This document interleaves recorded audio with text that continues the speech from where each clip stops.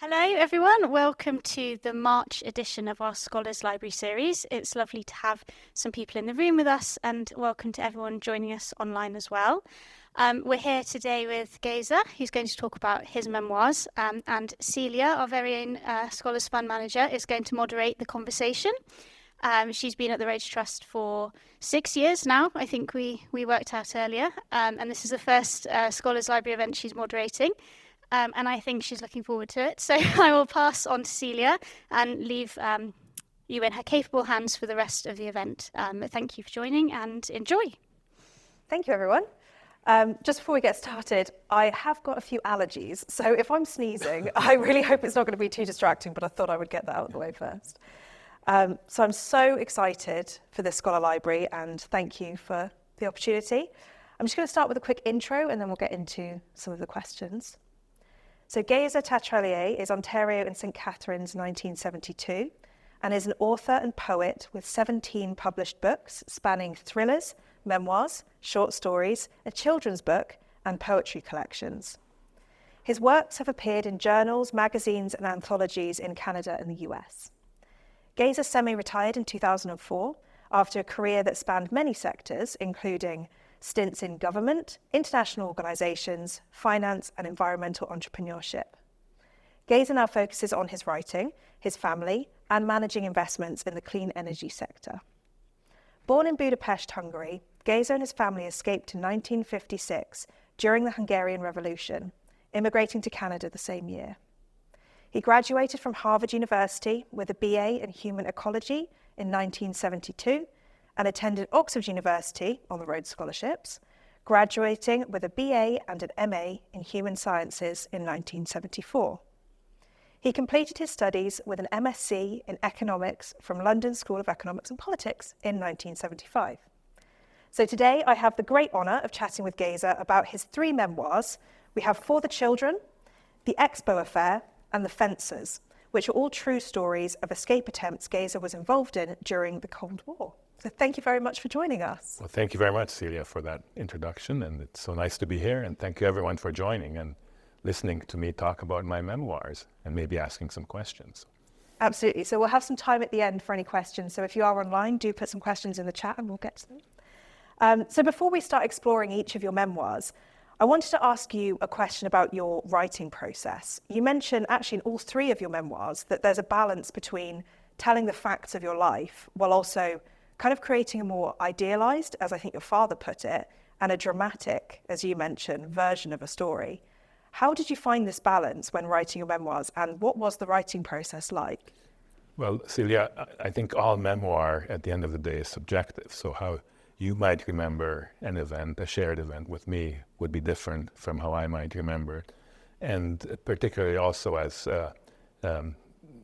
events recede in time, the mind works to reshape them a little bit. So that's why there might be a bit of idealization of certain events or certain aspects of an event, or a bit more of a dramatization of it.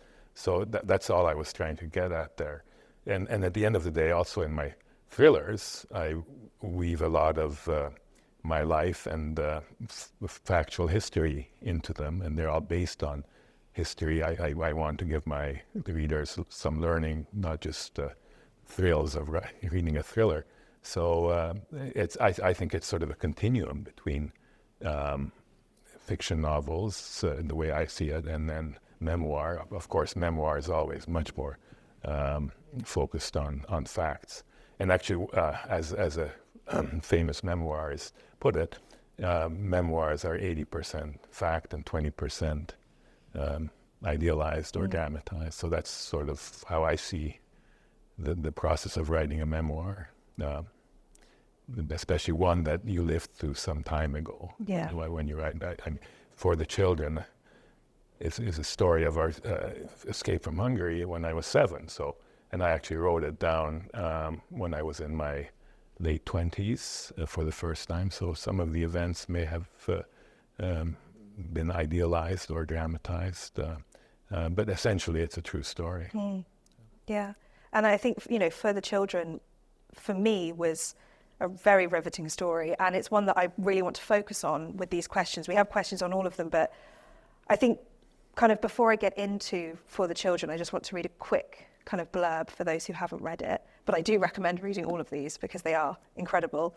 So For the Children is a story of Geza's escape in 1956 with his family from Stalinist Hungary and immigration to Canada. Geza's parents, members of the intelligentsia, both his grandparents were prominent doctors, were desperate to leave already after the Second World War, as the communists consolidated their power in their homeland. This is a gripping tale of their bravery and will to survive and achieve a better life for their children in a free country, told from the viewpoint of a 7-year-old, as you said. Caught twice, shot at, and imprisoned, the family finally managed to make it across the mine-studded border to Austria and from there to Canada. So I found it really hard to even boil down to just a few questions. But one that stuck with me from the beginning was, why did you choose to call this For the Children? Well, it was my parents basically wanted to escape from Stalinist Hungary, where life was very tough after the war. My father was beaten up several times by the secret police because he wouldn't spy on his father-in-law, who was the head of the tuberculosis institutes throughout Hungary. So they just were desperate to get out, to be able to raise their children in a free land where they could do so with dignity and integrity. And my mother especially was the one who really pushed for it, and she would not give up. She would not stop and give up. She would risk the lives of, certainly herself and her husband, and also her children, to get out, because she did not see it possible to raise the children in communist Hungary. And fortunately, they succeeded. And so they gave us a better life in a wonderful new country. And it makes sense to call it For the Children. I think everything there was done for us. My brother, who was 9 at the time, I was 7, and my younger sister, who was 3. And then subsequently, another sister was born in Canada. So there is the truth behind For the Children, or why it's called that. I was really struck by, even in the face of so many obstacles, your family did experience precious moments of human kindness throughout your escape. And I hoped that you could give a few examples of this from your memoir and explain why was it important to include this. Well, throughout a series of escape attempts like we went through, inevitably you will experience human kindness and goodness, and also on the obverse, we experience some human wickedness and evil. But for example, one example of human kindness was when we were approaching the border in a train on our third attempt, when we eventually finally got out. But all of a sudden, in the middle of nowhere, close to the border, fields on either side, frozen fields, the train stops, and you look out the window, and you see some soldiers and secret police getting on, and some passengers trying to jump out to run away and escape. They were herded together and taken captive. My father insisted we stay put, because with 3 children, what could he do? So we sat there quietly in the compartment, and then fortunately there was no one else there. And then eventually the sliding door of the compartment opened, and there was a young Hungarian soldier who said, "Papers, please." And my father handed our papers to him, and then he said, "Where are you going?" And my father had concocted this somewhat ridiculous story that his bourgeois cousin had escaped from his farm on the border and had gone to Austria and left 2 pigs that were ready to be slaughtered. And because food was so scarce in Budapest at the time, we were going to the border to slaughter those pigs. Well, before he could get into this story, my little sister, 3 at the time, as I said, pipes up and says, "We're going to Canada to visit my granny." And so, moment of silence. Everybody, my parents obviously totally shocked. And the soldier hands our papers back to my father and says, "God be with you." So that was a true example of human goodness, kindness, and luck. I mean, we were just lucky that the soldier was a Hungarian who was sympathetic to the revolution and by himself too, because probably if there had been another soldier there, he wouldn't have acted this way. But on the other hand, as I mentioned, there were also acts on the other side. And one example of that is on our second attempt, again, on a train, because my father had heard about these conductors who took a trainloads full of would-be escapees across the border without stopping at the border. And we had heard about one of these trains, and they got on it, managed to get on it, and again, right at the border, the village just before the border, the train stops. The conductor comes back into the carriage and says, "Well, I can't do it because my family in Eastern Hungary would suffer. But go to this address in this village, and I know the guy will take you through." So what else could we do at that time? We went there, and along with some of the other passengers on the train, and waited till past midnight, and then the peasants started leading us through the village. And just as we rounded a corner, all of a sudden from behind some fences jumped some secret police with guns pointing at us, and one man starts to run and they shoot him dead right in front of us. And obviously later on we surmised that we had fallen into a trap. So right from the start with the conductor and his buddy in the village, we had been set up. But my parents were so desperate that, and perhaps a bit naive, that they really wanted to take every attempt that they could. So this was the second attempt that ended badly because of some wicked people in the end. Yeah, I feel like this memoir, your heart's just going like this the whole time, because you think you're so close, and then something might happen, and then suddenly there's an act of human kindness, which means you can push forwards, and finally you get to a point where you realise that you are safe. And I was hoping that you could read a section for us and then ask you a question about it afterwards on page 126 from the word "finally," which is just at the beginning of... So finally, we were all assembled by the haystack, all of us who had left Kophaza with Tamás and András.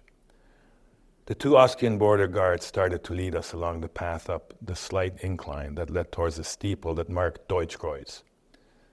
We followed meekly, drained by the events of the night. At first, we still talked in whispers, until someone behind us said in a loud voice that shattered the quiet, "People, this is crazy. We are free now. We can shout and laugh and sing. No one can stop us." We broke into Hungarian folk songs. And in the lull that followed, the third or fourth song, while people were ransacking their freedom-intoxicated minds for what to sing next, someone in the back started into the Hungarian national anthem in a grave and solemn voice. "God bless Hungarians with happiness and plenty." Everyone joined in, and I knew instinctively, even though it was pitch dark, that a lot of tears were rolling down those raw and tired cheeks. So that's when we got out across the border. It's such a powerful passage, and I think it really speaks to the juxtaposition of this kind of joy of freedom with the reminder that there are many Hungarian people who are still trapped in the country. How did you and your family kind of grapple with those feelings? Well, it was tough, especially for my parents. Once we realized that we had made it, but many of our relatives and friends were obviously still back in Stalinist Hungary. My mother, for example, she was the only daughter, and she left her parents behind, never to see her father again. My grandmother did come out to Canada several times, but she never saw her father again. My grandfather we never saw. And then, of course, an interesting side story is that my very, very dear cousin stayed in Hungary and ended up having a successful career. She went to university eventually, and even though she came from a bourgeois family, things changed a little bit over time, and she was a brilliant student, so she studied geophysics and astrophysics, and ended up marrying her husband, who was her professor and a member of the Academy of Sciences. So she ended up being able to have a brilliant career, but for a long time it was quite tough for her. And also the fact that her, it's also in the book, but her father had left Hungary at the end of the war. He was a soldier in the Hungarian army, caught right on the front line.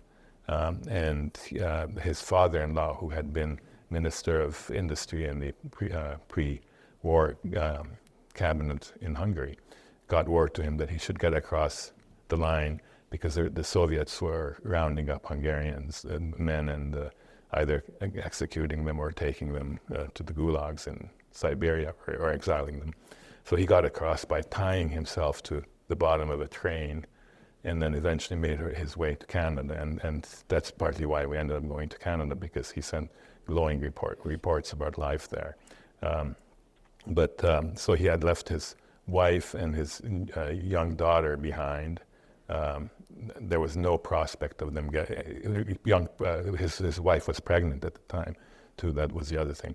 There was no prospect of them getting together again, so they eventually agreed to remarry, and that's the daughter that eventually became an astrophysicist and geophysicist. The son was sent out to Canada to a family that he didn't know, a father he didn't know, a Canadian mother, and two little brothers, stepbrothers, and he didn't speak a word of English. So he also ended up becoming a fairly successful and happy individual in Canada, partly because Canada is such a great country. Yeah. It's a bit of an side story. I really want to end this section on not even a question, just if you could read your dream. I think it's on page 172, because I think it's just a really nice way of rounding out this section of your three memoirs before we move on to the Expo Affair. Okay, so this is when my uncle, who, as I said, had gone to Canada, came to pick us up in Toronto. We had flown into Toronto with a friend of his. In the dark and warm womb of the car on the way to Peterborough, where we would spend our first 2 happy years in Canada, I fell asleep to the soft drone of the engine. I dreamt that there was no earth, just a heaven and a hell. And we, my entire family, all had angels' wings growing out on our backs and shining halos above our heads. For some reason we could not fathom, we had been mistakenly condemned to hell. But somehow, in a harrowing and heroic adventure, we escaped through the portals of hell, just as a massive iron curtain that had opened to let a brief breath of fresh air through was noisily grinding shut again. We floated through limbo to arrive at the gates of heaven on Christmas morning. Here, St. Peter, who was smoking a big fat cigar and looked like the pictures of Winston Churchill Alfred Bacci had shown us. St. Peter, for he must have been Hungarian, sat at a table, messily munching on some white bread, fried eggs, and bacon, and admitted us with an ample gesture of his right hand between bites. As we stood there, staring, mesmerized at the huge golden gates, I heard St. Peter swallow noisily and say to us in a deep and gentle voice, "Ah, you must be that Hungarian family. I've heard all about you. I've heard your story. Come on in. Welcome. I'm quite positive that you'll make good citizens of heaven, because unlike most souls I've allowed in here, you have been to hell. Good luck to you in your new life." Before we could respond, St. Peter added, "Oh, I almost forgot. I've a gift for you, a Christmas gift. Open it. Go on, open it." And he handed us a parcel all wrapped in gold. We tore open the package, and inside, to our surprise and happiness, was freedom. This was indeed the best Christmas of our lives. Thank you, St. Peter, and all you other angels. Thank you for everything. So that's once we were in Canada and made it to freedom. Such a lovely way to end this. Like I said, I've got 1,000 other questions, but due to time we won't. But thank you so much for not only writing for the children, but talking to us about it today. So the second of the 3 memoirs, fascinating. I was telling you before we started this, I really think this should be a TV show or a film or something, because it's really interesting. It's called The Expo Affair, and it's a really exciting narrative of international intrigue, romance, and it all takes place in the setting of the World's Fair, Expo 70 in Osaka, which was in a Japan that was emerging as an economic powerhouse. And this is where Geza worked as a host on the Ontario Pavilion. And this is at the height of the Cold War. And here he was approached by 3 Czechoslovak women to help them defect to Canada. Canadian notables such as the former Prime Minister, Pierre Elliott Trudeau, External Affairs Minister, Mitchell Sharp, and General George Kitchen play a role, as do individuals who have since become really prominent businessmen, artists, and ambassadors. So the first question I wanted to ask about this memoir was, you start with a really hauntingly beautiful poem called The Flower of Salvation. And I wondered if, A, you wouldn't mind reading it and explaining why you open this memoir with one of your poems. Sure. Maybe I'll start with the latter part. Yeah, and absolutely. Explain. I wrote the poem in Korea, in Seoul. I had, after the defection attempt fizzled away because of the intimidation by the secret police of the Czechoslovak government and the KGB. The head of our pavilion, Ontario Pavilion, the commissioner, who was General George Kitching, a very well respected and quite well known person in Canada at the time, and he had made his career through the Second World War and elsewhere. But he had helped us along in the process, and he said you should get out of here for a couple of weeks or until the heat dies away, because then there was obviously going to be heat. The next day there were articles in the press and whatnot. But anyways, so I was alone in Korea, and I reflected on what had happened, and I wrote this poem. I started my writing career writing poetry, and as Celia said, I have 6 poetry collections published by various publishers, and it's a genre I go to quite often just to express my emotions. So this was an early poem, The Flower of Salvation, it's called. I loved you when I brought you the flower of salvation. You were crying and in need. I searched sky, sea, earth for that one flower, dared witches, dragons, and bears, and impossible machines. And I found it. But I did not win, for when I brought it to you, you cried and it wilted. And now those witches, dragons, and bears, and impossible machines have cast a spell on you. You are in a cage, and only death will free you. So the girls ended up going back, and it's because they and their families were threatened and didn't want to carry through with it. But that's what that poem expresses in a different way. It's beautiful, and what's really lovely about it, I think, is because you start the memoir with it. You're not really sure what it refers to, but then it adds meaning to it. It explains itself as the memoir continues. And you actually say in this memoir that you think that your fight for freedom for the 3 Czechoslovakian women actually helped you to win the Rhodes Scholarship. Could you expand on that? Sure, no, that's an easy question. The General Kitching, who was the commissioner of the pavilion, a wonderful man, I asked him to write a letter of reference to when I applied for the Rhodes Scholarship, and he was delighted to do it. And in his letter, which I think is in the book, he mentions that I had carried out a special mission for him, and then that, of course, set it up so that the road selection committee wondered what that was, and so it opened up the avenue for me to get into this story and other stories about my background, which I think partly set me aside a bit from other potential scholars. I don't think you'd have two of those stories in a selection panel, absolutely not. So that's what happened there. Another question I wanted to ask was that obviously this memoir is about you trying to help these women defect to Canada due to their country being under the oppressive Soviet rule. You and a friend called Cam, you immediately came to their aid.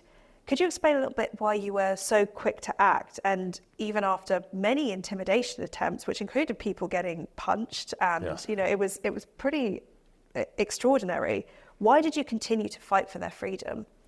Well, because of my background, partly because having both sides, the East and the West, in myself at the time, I could relate to what it would be like for them to go back to their life in communist Czechoslovakia, and what they would get if they took the step to get to Canada. So I wanted to have them take that step and have that choice, and it was an obvious thing for me to do. I just didn't see the intimidation of myself as being that bad. I guess it could have gotten worse, but it was just such a natural thing for me to do with my background. I felt and that it made sense. And yes, it was the height of the Cold War, but I guess I was also very naive at the time and didn't really see the dangers as such. Although prior to being sent over, the entire group of us hosts and hostesses at the Ontario Pavilion were briefed by the RCMP and told you should be wary of the Russian or the Soviet pavilion staff and the other communist countries' staffs, and so in a way we went against that with my buddy, but it made sense to me. And I don't think it was the naivety of youth. I think it was bravery, because the way that you describe it is like, obviously you have to help these people, and it wasn't even a question in your mind even throughout the book. And I just think it's incredible that you did take that step. And really I would recommend reading this book for the incredible story, but also for the images that you create about the Expo Affair and the Expo itself. It's fascinating. I was saying to Geza beforehand, I went down a rabbit hole of Googling all of the pavilions and what they look like, and it's unbelievable, It was a wonderful event. The Japanese really went out of their way. They did an amazing job.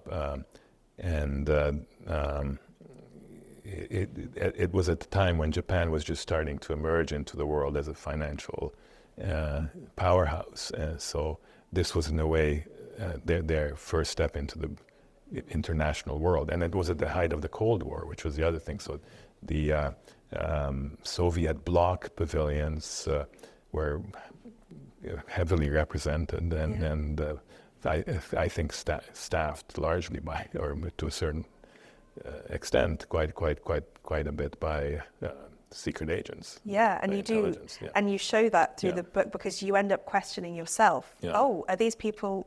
Which side are these people on? Yeah. And you never really know. And I think that's the truth in the memoir. Yeah. You never really know what side people are on. It's a really fascinating one. Thank you. I think for time, we're going to have to move on to the final memoir, which is, again, a completely different story about your fencing career. It's called The Fencers. This is a story of Geza's fencing career, including his pursuit of the sport at Harvard, where he was All-Ivy and All-American, and Oxford, half blue, culminating with the Olympics in 1976, where he represented Canada. At the Games, Paul Sasbo, a Romanian-Hungarian fencer who Geza had befriended earlier on the international fencing circuit, approached him to help him defect to Canada. This story is set against the excitement of the first Olympics hosted by Canada, and is a really human tale of success and ultimately of tragedy. It's also quintessentially a Canadian refugee success story, because Paul is now successfully a psychologist in Toronto and is very grateful for his life in Canada.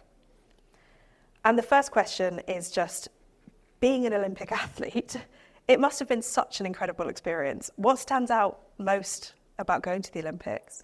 Well, it was, as you say, an incredible experience, and everything about it. I mean, just arriving in the Olympic Village and being together with all these fabulous athletes from all over the world.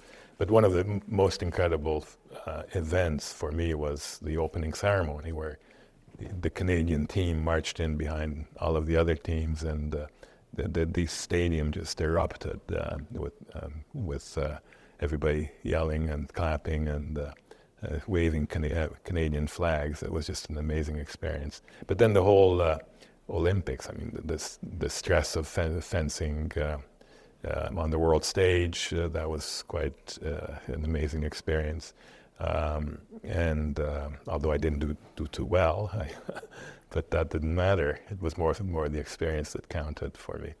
And then Paul, whom, as you say, I had befriended on the international circuit, coming to me and asking for me to help him stay in Canada. That was an amazing experience for me, again, to go through that and try and help him and help him understand what coming to Canada would be like versus going back to Romania.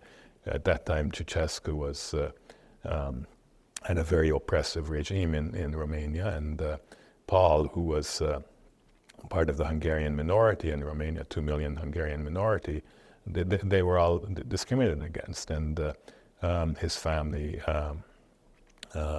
he was the only son, so it was a very difficult decision for him to leave his parents behind and friends.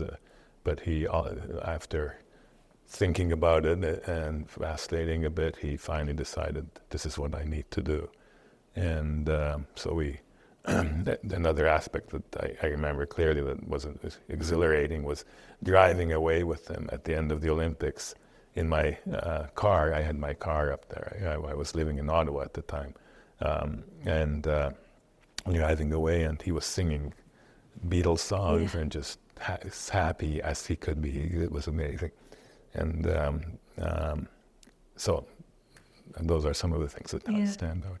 And again, another heart palpitating moment when you're about to drive away and you think, is it going to happen? Yeah, you know? When it happened, the way it happened was that when he finally decided, I said, look, on the very last day, pack up your things and put them outside your door. The rest of the Romanian team had gone to downtown Montreal to buy jeans, because that was what everybody wanted back in the East Bloc. And Paul had feigned sickness. Yeah. I told him, just go and pack up your things, leave them out there, I'll get them. And you walk out the whatever gate towards my car. I told him where it was, and he walked out. And so I brought his things and then went back for my own things, and then that was it. And I took him to Ottawa, and then I won't get into the rest of the story, but you'll have to read to find out. But it is really amazing that the two experiences that you have representing Canada, the first obviously Expo and now at the Olympics, they both led you to help people to defect. I mean, what do you think people were drawn to you to ask for your help, and why did they choose Canada? Well, the first part of that is, I guess, because I had an Eastern European background, and I understood what they were going through. So I also befriended people from the East Bloc. I sought them out as friends, and they also sought me out because I was a Westerner who had a similar background. But why Canada? Because it was just an amazingly welcoming country, and that was in the East Bloc. It's known as a country of freedom, and of course the huge land mass it is and resources it has. It's a land of opportunity even now. But at that time, as getting back to the first book, it was idealized. I mean, my parents idealized it, hearing stories from people who had managed to get there, that it was a wonderful place. And I think it was similar for the other people too. Yeah. So, and it's still a great country. Yeah. You hadn't actually managed to obviously get the Czechoslovakian women out of Japan for various reasons. Were you nervous that the same thing was going to happen this time with Paul? Because there were so many moments that were so reminiscent of Expo, so, that it must have been quite hard to, well, maybe it wasn't, to make that decision, because you were so quick to help him, even after a failed attempt only a few years before. Well, I didn't really think about it in those terms. He was a friend, and he wanted my help, so it was natural that it would help him. And again, having the similar, a common background, speaking the common language, also made it easier. Yeah. So, no, it was just a natural thing for me to do. That's the way I saw it. It's incredible. And I would recommend the fencers just to learn more about fencing. If you don't know anything about fencing, I didn't at the beginning. I mean, it's truly really interesting because you describe it in a really, I won't say dumbed down way, but a way that people can actually absorb and digest it, and it's really interesting. Good. Well, I'm glad you thought so. It's not a very good spectator sport, but maybe it's fun to read about. I think it's more now when I actually understand what's going on. Okay. Do you ever fence now? No, I gave it up a couple of years after the Olympics, Yeah. when I met my wife, and I decided it's worth doing other things and staying fit in other ways. Yeah. And, I would have had to train a lot to maintain the level, and I just wanted to get on to other things. But it was a wonderful thing to do during that period of my life, and I still love watching it in the Olympics, which are coming up now. So. Yeah. I'll be glued to the TV. What an incredible experience. Thank you. Thank you. Before I turn it over to questions, I was wondering if I could just ask you, are you working on anything at the moment? I just finished a murder mystery, which is my first murder mystery set in snowy Vermont, which is where we now live, and it's with publishers, so hopefully it'll get published soon. I haven't started anything new, although I have developed a plan for another murder mystery. So I'm trying to move on to another genre now. And, My favorite genre, yeah. so Oh, please good. let me Okay, know. Okay. Good, but I always write a few poems here and there. So. Brilliant. Yeah. Well, thank you so much, Thank Geza. you. That was so interesting. And I would truly recommend anybody to read all three of these memoirs because they will have such incredible stories in them, and like I said, would make an incredible Netflix series. So I'm going to turn it over to questions. I think, are you going to start, Richard? You're holding the microphone. Richard. I just had the microphone thrust at me, yes. Wow. Those are a question. Thanks very much, guys. I really enjoyed that. I think those of us of a certain age, certainly those of us who are older than Celia anyway, would have hoped that stories like this had become ancient history, really, and the Cold War had finished and things. But what we see in the last couple of years suggests that we were being a bit optimistic. I mean, Yes.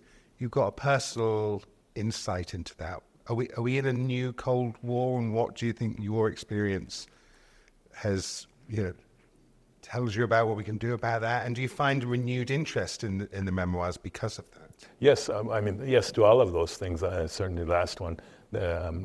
There has been renewed interest in my first memoir, especially because it's what a lot of Ukrainian families are living through now. With I think I forget how many refugees, but I think 5 or 6 million have left Ukraine.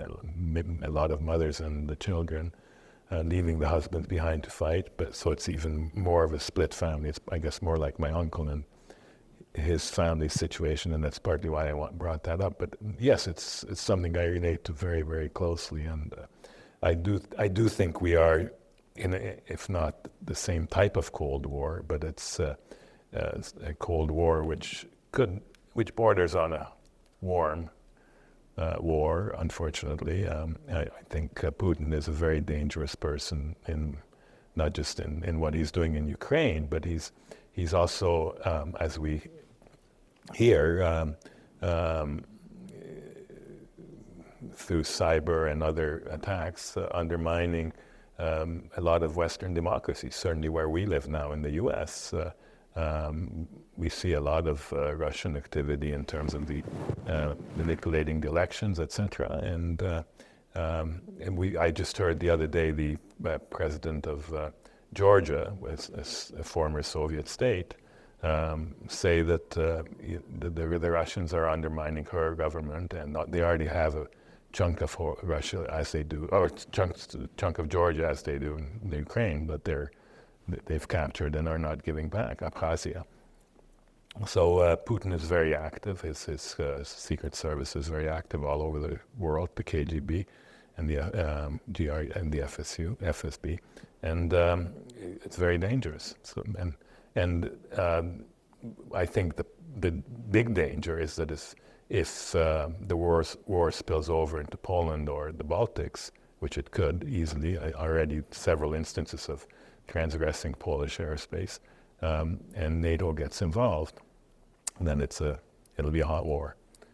And there's also the danger that he might use a tactical nuclear weapon in the Ukraine if he's cornered too much. So we're living in a very dangerous period, I think. We have not a question, but an observation from Keith Steinborn online. Oh, yes. Who says, with all your accomplishments that are unquestionably above and beyond the norm, I find your humility a truly impressive part of your personality. This is not a question, but an observation that I wanted to express to you. Well, that's very kind of Keith. And thank him for it, and that's very gracious of you, Keith. Thank you. And it's just the way I am. I don't think it's such a big thing what I did. It was just the way life evolved, and that's what you do is you do these things. And it comes through in the memoirs as well. You don't spend a lot of time pontificating about the different ways that things could have gone. It's very much that this was what you needed to do, and if somebody asked for your help, you would give it. And I think a lot of that comes from what we hear for the children. You know, you had to go through a lot to get where you were as a family, and so you wanted to give other people that choice. But I think it's also a personal attribution as well to be able to make those decisions, and even today saying that's just the way it is, you know. Well, thank you. Sorry, I've got the microphone back again. I know we're here to talk about the memoirs. It's been fascinating, but I know you also a lot of your other writing about the fiction writing around climate as well. And I wonder, I'm pretty sure everyone would be interested in hearing a bit more about that. Sure. Yes, certainly. My latest two thrillers, Arctic Meltdown and Arctic Inferno, were, I guess, inspired by what I see as the melting of the polar ice cap in the Arctic. Already in 2011, when I did the first version of Arctic Meltdown, I took a trip up north into the Arctic with my son to Greenland, and already then there was evidence of the melting of the glaciers and the calving of the glaciers. That was quite scary. And even going back further, when I first went up into northern Canada to work for the Geological Survey of Canada as a student in the late 60s, already then I was seeing the effects of climate change on the Arctic. And that was partly why, with the help of Roger Revelle, who was a professor at Harvard, I ended up making my major at Harvard in human ecology, because I wanted to study about where we're living, the world, and what we're doing to it and how we're changing it. And also, not just those two thrillers, but a lot of my poetry ends up being about what we're doing to the world around us, to other species and to ourselves. A couple of my poetry collections, one is called Extinction, and another one, Extinction and Rebellion, and the last one, Beastie Poems, which is what we're basically, I collected all my poems, which are about other animal species and what we're doing to them with our lifestyle. So yes, it's been a big factor in my life and my studies and my career. And even now, I'm involved with a couple of companies that are working in the renewable energy sector and doing work, good work, hopefully. So thank you for that question. Yes, it's an important factor. And you've also written a children's book. What led you to write a children's book as well? I used to tell a couple of stories, make up a couple of stories for my kids, and one of them I put into an illustrated book and became a children's book. There's another one that I've written which hasn't been published, but no, they're stories I made up for my children, which I wrote down eventually and told other kids, and they all loved it, so I got it published. So kind of naturally just happened. Yeah. Great. Any other questions? There's none online. I don't know if there's any questions in the room. Oh, we have one. Oh, there's one more. Good. Oh, I won't be able to read this, Christina. But it's from Rhodes Scholar Christina Bejan. You're a hero. How have you been able to celebrate your Hungarian identity and values whilst also being a Canadian? I suspect that your prolific creativity is connected to your Eastern European roots. I am asking as somebody who is also creative and always felt different, having Romanian roots in the USA growing up during the Cold War. I would love to hear more about how your Hungarian identity influences you even today. Ooh, that's a different question. You should ask my wife. She can probably answer that better than I can. One thing we did once I stopped working for the biggest Canadian bank, we moved back to Hungary for 5 years with my wife and 2 kids and lived there for 5 years, and that was partly to renew my knowledge of the country and partly because it was when I guess that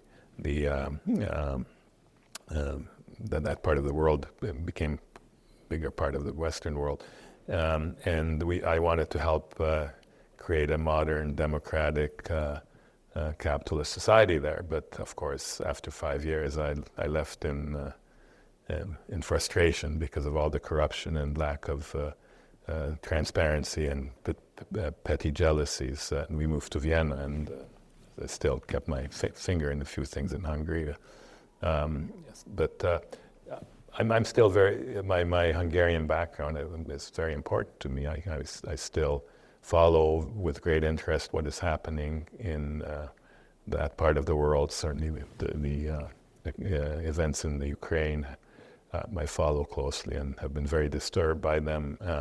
And what's happening in the rest of that part of the world is very concerning to me as well. And again, that concern with the former Soviet hegemony and what that has left behind and how it's influenced the world has inspired all my novels too. Not just the Arctic ones, but the other ones too. There's always a bit of in there that I work into those novels about what we see the Russians doing. The world that we left behind is still very much part of me. So, yes, another good question. Thank you. It is a fascinating moment when you're being for the children. You do go back to Hungary and you talk about that. And I don't know what I was expecting. I don't know what I was expecting you to feel when you'd come back to Hungary. And I think it's worth a read just to kind of see the way that you grappled with coming back to Hungary, but also realizing that it wasn't the country. You know, there were parts of it that you didn't agree with, and there were things that you couldn't now abide by. And it's right. I didn't feel at home when we lived there.